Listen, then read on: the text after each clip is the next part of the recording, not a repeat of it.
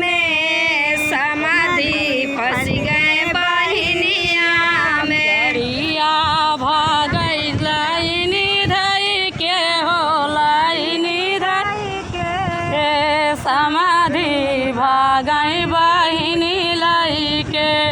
गड़िया भागई लाइन धाई के लाइन धाई के समाधि भागई बहिनी लाई के।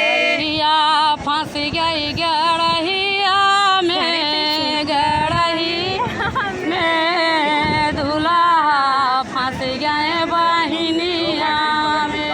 गड़िया फंस गई जड़हिया में गड़हिया में समा दूल्हा फंस गए बहिनिया में। गड़िया भागे लाइनी धई के हो लाइनी धई के दूल्हा भागई बहिनी लाई के। गड़िया भागई लाइन धाई के लाइन धाई के समाधि भागई बहिनी लाई के। गड़िया फंस गई गड़हिया में काली कोट वाला फंस गए बहिनिया में।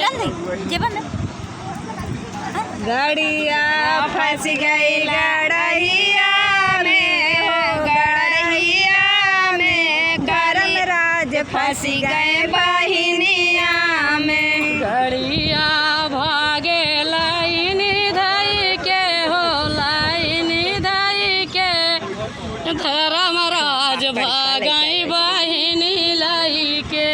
गड़िया भागई हरण दई के हो हरण दई के धर्मराज भागई बहिन लाई के।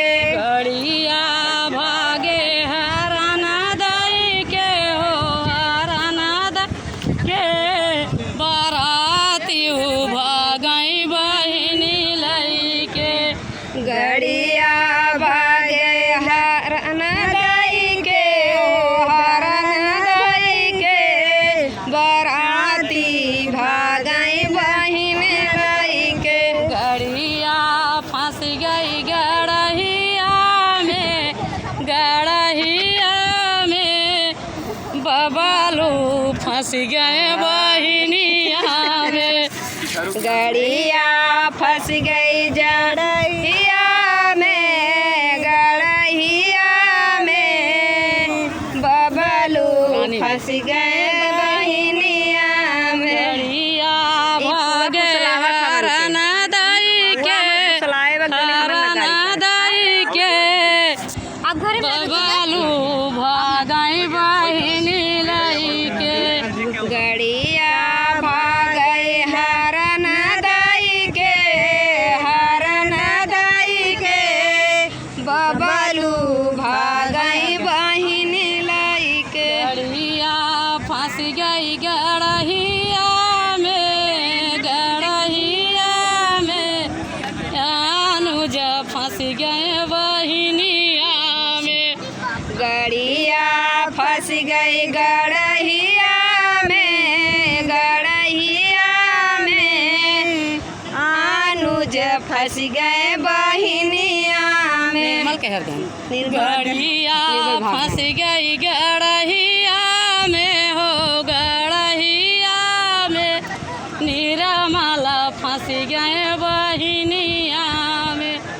गड़िया फंस गई जमीनिया में हो जमीनिया में निरमल फंस गए बहिनिया में। गड़िया भागे हरण दई के हो हरण दई के निरमल भागे बहिनी लाई के। गड़िया भागे हरण दई के हो हरण दई के निरमल भागई बहिन लाई के।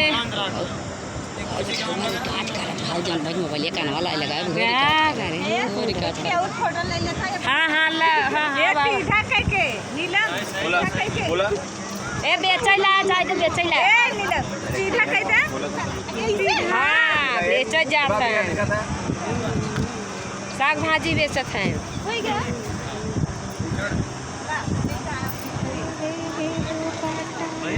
हाँ सब हो गया हाँ मौज उठरवावा जुतवा ले ही